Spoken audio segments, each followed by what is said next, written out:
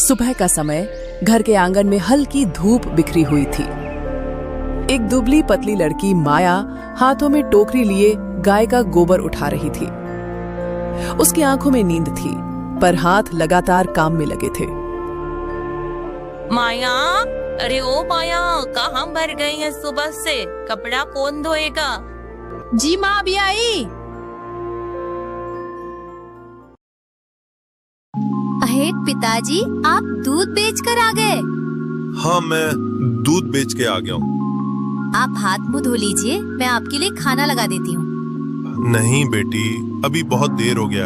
अभी मैं बैलगाड़ी लेके खेत जा रहा हूँ, बाग में आके खा लूंगा। हाँ ठीक है। अच्छा बेटी, वो मनोहर के दूध के कितना हिसाब बाकी?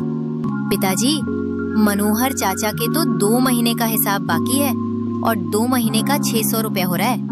भाई यार, 600 रुपए हो रहा है, पर उन्होंने तो मुझे ये 500 रुपए दिया।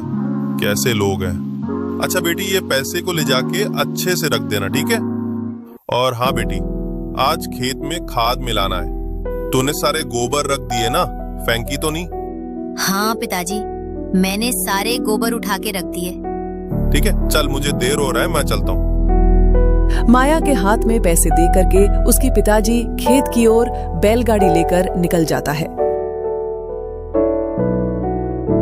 तभी वहां उसकी सौतेली माँ आकर के वो पैसे हाथ से छीन लेती है और तीखी आवाज में उसे चिल्लाती है। इन पैसों को हाथ में लगाने की तुझे हिम्मत भी कैसे हुई?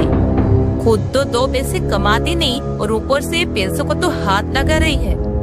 आज के बाद मुझसे बिना पूछे कोई भी चीज हाथ लगाए ना, तो मुझसे बुरा कोई नहीं होगा, समझ लेना। ठीक है माँ, आज से ध्यान रखूंगी और दोबारा ऐसी गलती नहीं करूंगी। हाँ हाँ, चल जा, कुएं से पानी भर ला। सब कुछ मैं ही बताऊँ क्या तुझे? जी माँ, मैं अभी जाती हूँ। सौतेली माँ के डर से माया बिना कुछ बोले घर के सारे काम कर लेती थी। लेकिन उसकी बहन लता, जो 10 साल की थी, वो एक कोने में बैठी मोबाइल पर गेम खेल रही थी।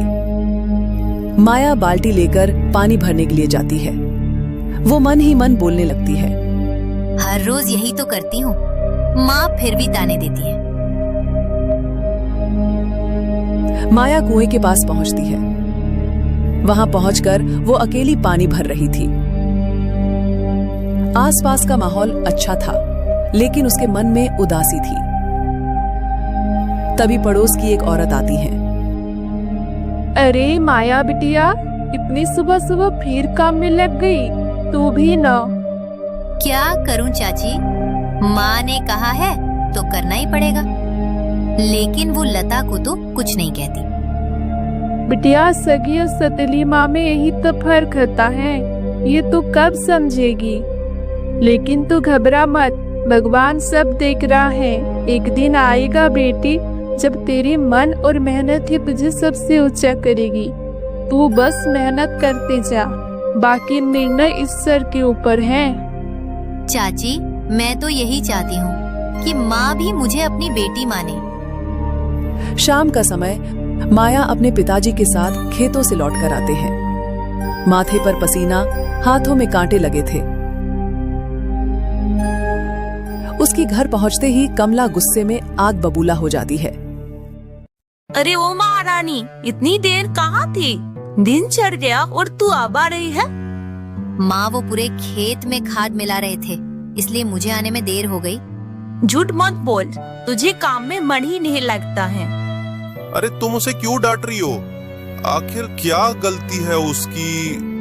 नहीं नहीं, आपके कामचोर बेटी की तो कोई गलती नहीं है। सारी गलती मेरी और मेरी बेटी की है। दिन रात मैं काम करूं और तुम्हारी बेटी चैन से बैठी खाएगी। जाके बहन से सीख, पूछ कितनी सुंदर है और सारी काम कैसे निपटा लेती है। आखिर वो मेरी बेटी जो है। माया चुपचाप सिर झुका लेती है। रात के समय खाने में माया को एक बासी रोटी और थोड़ी सी दाल दी जाती है। वहीं लता के सामने घी लगी रोटी और मिठाई रखी थी। माँ, क्या थोड़ी और दाल मिल सकती है? बहुत भूख लगी है। जब हाँ यहाँ से तुझे खाना कम ही मिलेगा, तभी तू ठीक से काम करेगी। ये देखकर माया के पिताजी बहुत उदास हो जाते हैं। पर पत्नी के सामने कुछ बोलने की हिम्मत उनमें नहीं थी। इतनी सूखी रोटी कि माया बिल्कुल चबा नहीं पाती। माया चुपचाप अपनी थाली उठाकर एक कोने में बैठ जाती है। माँ जब थे तो सब अच्छा था, मुझे बहुत प्यार करती थी। तुम मुझे यहाँ छोड़कर क्यों चली गई माँ? तुम भी मुझे अपने साथ ले जाती तो मुझे ये दिन नहीं देखना पड़ता। लेकिन जब वो चल बसे तो सब बदल गया। अब ये सौतेली माँ क्यों नहीं समझती कि मैं भी एक इंसान हूँ, मैं भी प्यार चाहती हूँ। आंखों में आंसू थे। बाहर आसमान में चांद टिमटिमा रहा था। तभी पिताजी माया के पास आते हैं और कंधे पर हाथ रखकर कहते हैं, बेटी, आज मुझे समझ आया कि मैंने जिस सुख के लिए दूसरी शादी की वो सुख नहीं बल्कि वो एक शोक बन गया है। मेरे आंखों के सामने इतना कुछ हो रहा है फिर भी मैं कुछ नहीं कर पा रहा हूँ। पिताजी, इससे आपकी कोई गलती नहीं है। तभी हल्की हवा चलती है और दूर से किसी मंदिर की घंटियां सुनाई देती हैं। हे भगवान, आप मेरे बेटी को शक्ति देना ताकि वे ये दर्द सह सके और एक दिन कुछ बन सके। वो भगवान से प्रार्थना करती है। ऐसे ही चलता रहा। कुछ दिनों बाद माया के पिताजी एक बीमारी के कारण गुजर जाते हैं। पिता की मृत्यु ने माया की दुनिया पूरी तरह बदल दी। माया जमीन पर बैठे जोर जोर से रोने लगी। मैं अब पिताजी के बिना कैसे रहूंगी? हे भगवान, पहले माँ को छीना, अब पिताजी को भी ले गए। अब मेरी इस दुनिया में कोई नहीं, कोई भी नहीं। माया बिल्कुल अंदर से टूट जाती है। आंगन में धूप फैली थी। माया चिंतित होकर घर में बैठी थी। पिताजी के गुजर जाने से वो पूरी तरह से बिखर गई थी। अरे ओ महारानी, बहुत हो गया। अब तुझे बैठे बैठे मुफ्त की रोटियां कौन खिलाएगा? आज से तू बाहर जाकर मजदूरी करेगी। माँ, पर मुझे कौन काम देगा? मैं तो बस 16 साल की हूँ। हाँ हाँ, मुझसे ज्यादा जुबान मत लड़ा। वहाँ काम पर तेरी उम्र नहीं देखेगी, सिर्फ मेहनत देखेगी। चुपचाप जाकर कुछ काम मांग ले, इसी में तेरी भलाई है। कमला गुस्से में बड़बड़ाती है। माया चुपचाप निकलती है। उसकी आंखों में डर थी। माया चलते चलते एक ढाबे पर पहुंचती है। बाबूजी, आपकी दुकान में झाड़ू पोछा का काम कराओगे? मैं कुछ भी कर लूंगी, बस थोड़ा काम दे दीजिए। नहीं नहीं, हमारे यहाँ काम वाली है। वैसे हमें तुमको नहीं चाहिए। वो मायूस होकर वहां से चुपचाप चली जाती है। वो गांव की ओर बढ़ती जाती है। तभी उसे ठाकुर साहब की जमीन दिखाई देता है, जहां कई मजदूर काम कर रहे थे। माया धीरे धीरे पास जाती है और ठाकुर साहब से बोलने लगती है। ठाकुर साहब, प्रणाम। मुझे काम चाहिए, मैं कुछ भी कर लूंगी। अरे बिटिया, तू तो अभी छोटी है। ये खेत का काम तेरे बस का नहीं है। जा पढ़ाई लिखाई कर। दोपहर का समय, धूप तेज थी। माया थकी हारी और पसीने से भीगी हुई खाली हाथ घर लौट रही थी। चलते चलते वो एक पीपल के पेड़ के नीचे बैठ जाती है। वो आंखें बंद करके अपने पिताजी की तस्वीर याद करती है और रोती है। माँ, पिताजी, आप होते तो मुझे कभी इस तरह दर दर की ठोकरें नहीं खानी पड़ती। क्यों छोड़कर चले गए आप लोग? ये माँ तो अब मेरी माँ नहीं रही। इसके बाद माया वहां से उठकर घर की ओर चल देती है। वो जैसे ही घर में प्रवेश करती है, वैसे ही कमला चिल्लाती है। आवे वापस, क्या लेकर आई? किसी ने काम नहीं दिया माँ, मैंने बहुत कोशिश की। एक पैसा भी नहीं कमाया, निकम्मी। अरे हरामखोर, घर में खा रही है, बाहर काम नहीं करती। किस बात की बेटी है तू? कमला लकड़ी का बेलन उठाकर माया को मारती है। माया दर्द से चीखती है लेकिन चुप रहती है। लता कमरे के कोने में बैठे बिना कोई भावना दिखाए मोबाइल देख रही थी। शाम का समय, सब खाना खा चुके थे। कमला माया को अलग कोने में बासी सूखी रोटी और पानी देती है। आंखों से आंसू रोटी में गिरते हैं। वो रोटी तोड़ती है लेकिन एक टुकड़ा भी निगल नहीं पाती। ये रोटी भी शायद किसी की झूठी हो, पर अब यही मेरी नसीब में है। पहले माँ भी चली गई, फिर अब बाबूजी भी मुझे छोड़कर चले गए। मुझे अपना समझने वाले और मुझसे प्यार करने वाले अब इस दुनिया में कोई नहीं है। हे भगवान, क्या कभी मेरा भी कोई दिन आएगा जहाँ मुझे प्यार मिलेगा? अगली सुबह माया आंखें मलती हुई उठती है। कमला की पिटाई की वजह से उसका शरीर दर्द भी कर रहा था, लेकिन उसका चेहरा दृढ़ था। कल जैसे भी बीता हो, लेकिन आज फिर कोशिश करूंगी। कुछ ना कुछ काम तो मिलेगा। हे भगवान, अब बस आप ही सहारा हो। वो चुपचाप घर से निकलती है। कमला उसे जाते देखती है मगर कुछ नहीं कहती। शायद उसे भरोसा ही नहीं कि माया कुछ कर पाएगी। गांव के बाहर का रास्ता। माया कच्चे पक्के रास्तों, खेतों और झोपड़ियों के बीच से आगे बढ़ रही थी। तभी वो एक बूढ़ी औरत को देखती है। काकी, मुझे कुछ काम मिलेगा? कोई भी काम। मैं आपकी बकरियां चरा लूंगी और झोपड़ी भी साफ कर दूंगी। काम तो है बिटिया, लेकिन मेहनत बहुत है, तू थक जाएगी। थकने से डर नहीं लगता काकी। घर में माँ की मार और अपमान से ज्यादा दर्द कुछ नहीं। अच्छा चल, आज मेरी झोपड़ी की सफाई कर दे, फिर तुझे कुछ रुपये दूंगी। माया झोपड़ी के कोने कोने में झाड़ू मार रही थी। उसकी हथेली थक चुकी थी, लेकिन चेहरा शांत था। काम के बाद नथी काकी उसे कुछ रुपए दे देते हैं।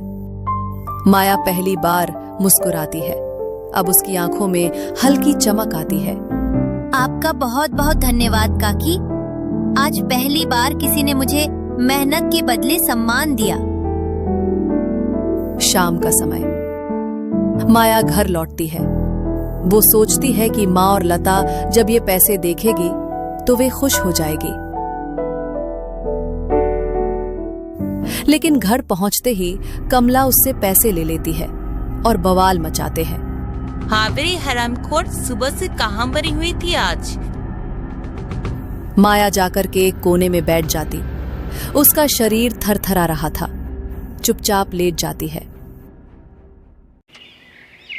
अगली सुबह घर के आंगन में हल्का कोहरा था। माया चुपचाप अपने फटे हुए झोले में एक रोटी बांधती है और निकल पड़ती है। आज उसकी आंखों में डर नहीं बल्कि उम्मीद थी। नथी काकी ने कहा था कि मेहनत की कमाई में इज्जत होती है। बस अब यही मेरी राह है। आज नथी काकी के अलावा शायद किसी और जगह भी काम मिल जाए। 2 पैसे और आ जाए तो शायद माँ खुश हो जाएगी। गांव के बाहर का रास्ता। माया पहाड़ियों की ओर चलती हुई एक बकरी पालक की झोपड़ी पर जाती है। काका, कुछ काम मिल सकता है? क्या मैं आपकी घर की साफ सफाई का काम कर सकती हूँ? हाँ बिटिया, तू सीधी सादी लगती है। बाड़ा साफ कर दे, फिर थोड़े पैसे दूंगा। बिना थके बकरियों की देखभाल करती है। दोपहर तक वो पूरा काम निपटा देती है। बकरी पालक उसे कुछ अनाज दे देता है। सांझ ढल रही थी। माया अपने झोले में पैसे और अनाज रखकर वापसी की राह पर चल रही थी। रास्ता बहुत ही सुनसान था। तभी झाड़ियों से 2 बदमाश निकलते हैं। अरे वो कहाँ जा रही है? झोला तो बहुत भारी लग रहा है, क्या है इसमें? भैया, मुझे जाने दो, ये मेरी मेहनत की कमाई है। मेहनत गई फाड़ में, चल झोला दे, नहीं तो इतना मारेंगे कि घर जाने के लायक नहीं रहेगा तू। माया चुपचाप अपना झोला दे देती है। उसकी झोला छीनकर वे बदमाश भाग जाते हैं। माया जमीन पर खड़े होकर आंसू बहाने लगती है। हे भगवान, मेरी मेहनत सब कुछ छीन गया। पता नहीं अब माँ मेरे साथ क्या करेंगी। इसके बाद माया अपनी घर की ओर पहुंच जाती है।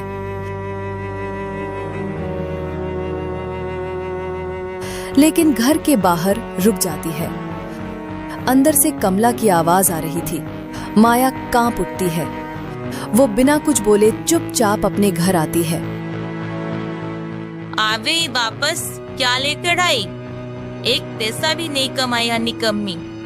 माँ, मैं सच कह रही हूँ। सच में मैं पैसे लेकर के आ रही थी, पर रास्ते में कुछ लुटेरे ने मुझसे पैसे छीनकर भाग गए। ज्यादा नौटंकी मत दिखा। तेरी जैसी कमजोर को अच्छे से पता है। बहुत देख लिए और एक पल भी तुझे रुकने नहीं दूंगी। चल निकल अभी यहाँ से। अंधेरे रात को ही कमला माया को घर से निकाल देती है। हे भगवान, अब कहाँ जाऊं? सब जगह से ठोकरें ही मिली हैं। कोई क्यों नहीं समझता कि मैं भी इंसान हूँ। माया घर से निकलकर जंगल की ओर जाने लगती हैं। रात का समय, जंगल के अंदर ठंडी हवाएं चल रही थी। झिंगुरों की आवाज और चारों ओर अंधेरा था। माया भूखी प्यासी डर के मारे कांपती हुई चल रही थी। तभी उसे कुछ दूर से एक हल्की सी आवाज आती है। बचाओ, कोई है? मुझे बचाओ, मैं फंस गया हूँ। ये आवाज कैसी है? माया पास जाकर देखती है तो एक प्यारा छोटा सा मेंढक जो पेड़ की डाली में दब गए थे। अरे, ये तो बहुत जोर से दब गए हैं। मुझे बचाओ, मैं यहाँ अटक गया हूँ। अब यहाँ से निकल नहीं पा रहा हूँ। कृपया मेरी मदद करो। रुको, मैं मदद करती हूँ। माया जल्दी से पेड़ की डाली को हटाते हैं और उस छोटे से मेंढक को बचाते हैं। मेंढक मुश्किल से बच पाता है। तुम ठीक हो ना? तुम्हें ज्यादा लगा तो नहीं? नहीं, मैं ठीक हूँ। तुम्हारा बहुत बहुत धन्यवाद। तुमने मेरी जान बचाई।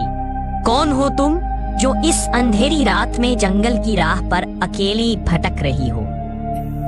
आंखों से आंसू गिरने लगते हैं। माया को रोते देखकर वो मेंढक पूछता है, तुम रो क्यों रही? बताओ, कौन सी ऐसी पीड़ा है जो तुम्हें इस अंधेरी राह पर ले आई? तुम्हारी चेहरा बहुत कुछ कहती है। बताओ, क्या हुआ है तुम्हें? माया रोते रोते अपनी पूरी कहानी बताती है।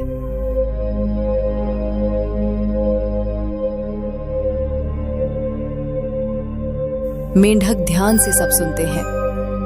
मेरा नाम गिल्लू है।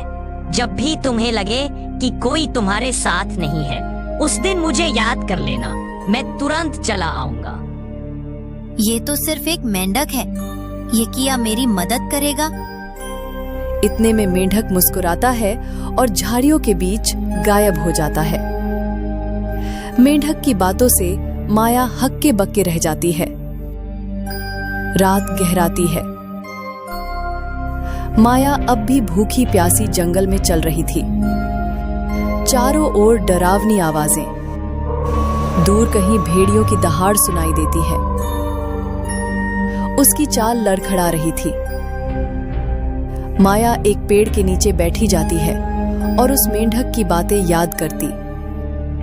जिस जंगल से सब डरते हैं, आज वहीं मुझे पहली बार सच्चा सहारा मिला।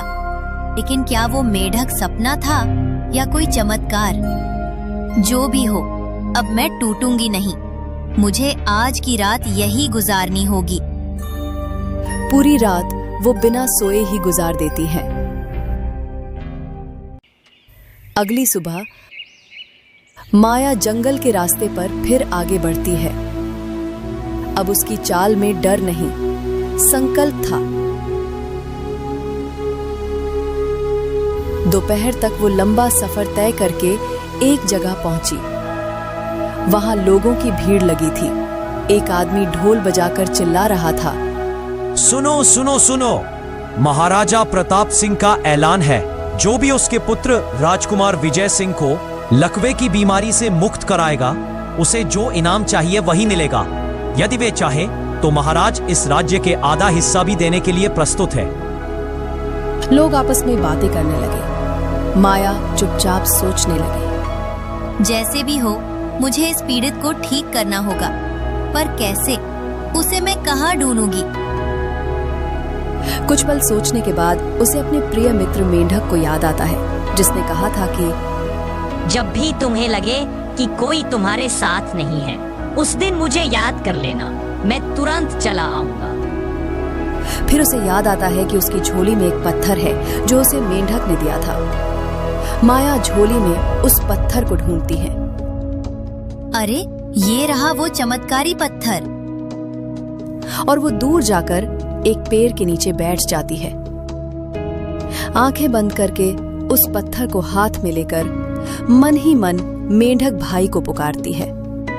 अगर तुम सच में चमत्कारी हो, अगर तुम्हारे बात में सच्चाई थी, तो आओ मेरे हाथ थाम लो और मेरी मदद करो। कुछ क्षण बीतते हैं, फिर अचानक झाड़ियों के बीच हलचल होती है। वहां से मेंढक धीरे धीरे निकल के सामने आ जाता है। मैं आ गया हूँ बहन, जैसा मैंने वादा किया था। सच में तुम आ गए? अब मुझे बताओ कि मैं राजकुमार की मदद कैसे कर सकती हूँ। जैसे भी हो उस पीड़ित को बचाना है। राजकुमार की बीमारी ठीक करने के लिए उसे एक ऐसी औषधि चाहिए जो प्रेम से और तप से बनी हो, और इसके रहस्य को केवल बाबा पुरंदर ऋषि ही जानते हैं। औषधि? पर वो मिलेगा कहाँ? बाबा पुरंदर ऋषि वो कहाँ मिलेंगे? यही जंगल में पुराने आश्रम के पास। चलो मैं तुम्हें वहाँ ले चलता हूँ। फिर मेंढक माया को लेकर वो रहस्यमय बाबा के पास ले चलते हैं। मेंढक के पीछे पीछे जंगल की ओर चल देती है। जंगल का गहरा रास्ता, ऊंचे पेड़, अजीब आवाजें। माया मेंढक के पीछे पीछे चल रही है। लंबा सफर तय करने के बाद वे एक पुराने आश्रम पहुंचे। वहां बाबा ध्यान में लीन बैठे थे। बाबा धीरे धीरे आंखें खोलते हैं। कौन हो तुम बेटी, और यहाँ किस लिए आई हो? बाबा मैं दुखिनी माया हूँ। मेरे कोई नहीं है, बस ही मेंढक ही मेरी सहारा है। पर बाबा ये मेंढक मानवीय स्वर में कैसे बात कर रहे हैं? क्या ये कोई चमत्कारी है? हाँ बेटी, ये मेंढक ही नहीं बल्कि इस जंगल के सभी जानवर ही एक रहस्यमय हैं। क्या सच में? मुझे कुछ नहीं चाहिए बाबा, मैं तो बस सूरजनगर राज्य के राजकुमार की बीमारी दूर करने आई हूँ। कृपया मुझे आप मार्गदर्शन दीजिए बाबा। माया, राजकुमार की बीमारी ठीक करने के लिए केवल एक औषधि है, लेकिन वो साधारण नहीं, वो अमृतवाणी बूटी है जो इस मायावी जंगल के एक गुफा में छिपे हैं, जो केवल तप और मंत्र जाप से प्रकट होगी। लेकिन उसे गंगा जल और तुलसी मिलाकर सही विधि से तैयार करना होगा। मैं अपने दुखों को बुला दूंगी, पर किसी और के लिए उम्मीद बनूंगी। ठीक है, पर याद रहे, ये गुफा केवल सत्य और सेवा करने वालों को ही प्रवेश करने देती है। वहां तुम्हारे भावना की एक परीक्षा होगी। यदि तुम्हारे अंदर सच्ची श्रद्धा भावना और साफ नियत होगी तो ही गुफा का द्वार खुलेगा, अन्यथा कदापि नहीं। मैं तैयार हूँ। घने जंगल में माया और वो मेंढक एक झाड़ी के रास्ते से आगे बढ़ रहे हैं।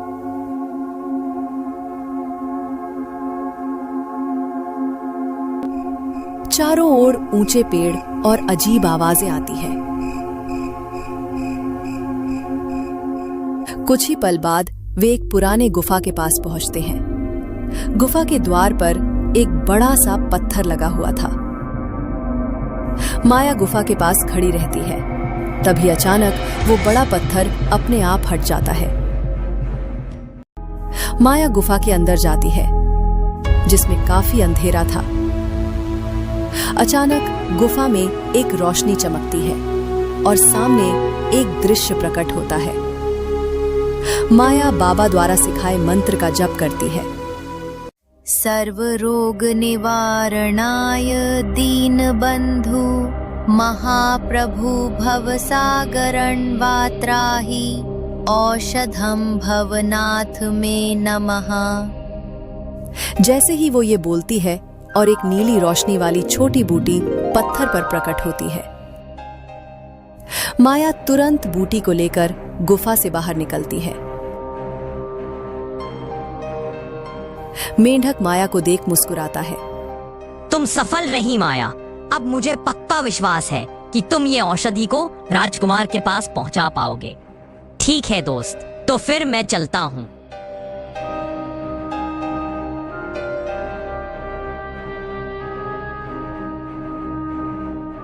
अंधेरे रात में माया जंगल के बीचों बीच कुछ लकड़ियां को जलाकर औषधियां बनाती है। वो एक बार फिर बाबा द्वारा सिखाए मंत्र का जप करती है। सर्व रोग निवारणाय दीन बंधु महाप्रभु भवसागरण वात्रही औषधम भवनाथ में नमः।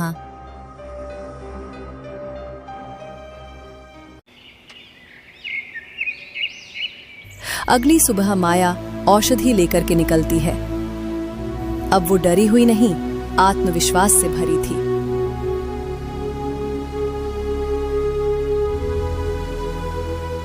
चलते चलते वो एक दरबार पर पहुंचती है, जहां पर एक भव्य राजमहल चमक रहा था।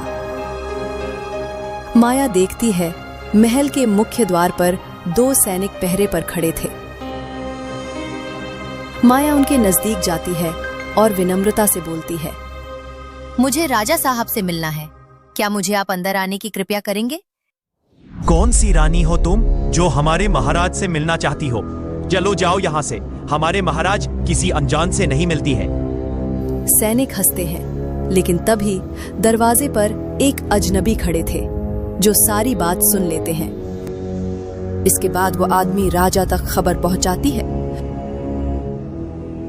महाराज, महाराज, महल के बाहर एक लड़की आई है जो आपसे मिलने की अनुमति चाह रही है। लड़की? हाँ महाराज, वह कुछ खास जड़ी बूटी के बारे में बता रही है। कह रही है कि राजा से मिलवाओ। महाराज, आपकी अनुमति हो तो क्या हम उसे अंदर ले आए? ठीक है, तुम उसे अंदर बुलाओ। उसे अंदर आने के लिए कहती हैं। क्या तुम सच में राजकुमार को ठीक कर सकती हो? मैं प्रयास करूंगी, बाकी निर्णय ईश्वर का। यदि तुम राजकुमार को सच में ठीक कर पाई तो मैं वचन देता हूँ कि तुम जो चाहोगे वही मिलेगा। मुझे कुछ नहीं चाहिए, बस राजकुमार की बीमारी समाप्त हो जाए। माया राजकुमार के पास जाकर धीरे से औषधि पिलाती है। कमरे में सन्नाटा था। सबकी आंखें राजकुमार पर टिकी थी। कुछ पल बाद अचानक राजकुमार की बंद आंखें खुलती हैं। वो एक गहरी सांस लेते हैं, जैसे वर्षों बाद हवा ली हो।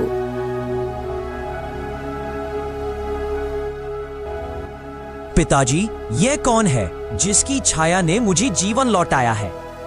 तुम बोल पा रहे हो पुत्र, इसका मतलब तुम ठीक हो गए। हे भगवान, ये तो चमत्कार है। तुम्हारा बहुत बहुत धन्यवाद। जो सो राजवैद्य नहीं कर पाए वह आज तुमने करके दिखाया। ये तो कोई साधारण स्त्री नहीं कर सकती।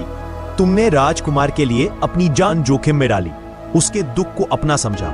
ऐसा त्याग, प्रेम और साहस सिर्फ एक पत्नी ही दिखा सकती है। मैं आदेश देता हूं कि आज से माया मेरे पुत्र अर्जुन प्रताप का धर्मपत्नी होगी। ये सुनकर माया की आंखों से आंसू आ जाते हैं, लेकिन वो आंसू अब दर्द के नहीं, सम्मान और स्नेह के थे। माया, क्या तुम अब खुश हो? हाँ, अब मुझे लगता है कि मेरी पीड़ा व्यर्थ नहीं गई। शायद ईश्वर ने मुझे दुख इसलिए दिए थे ताकि मैं दूसरों के सुख की कीमत समझ सकूं। गांव में सौतेली माँ कमला तक भी खबर पहुंचती है। कमला को पछतावा होती है, लेकिन अब बहुत देर हो चुकी थी।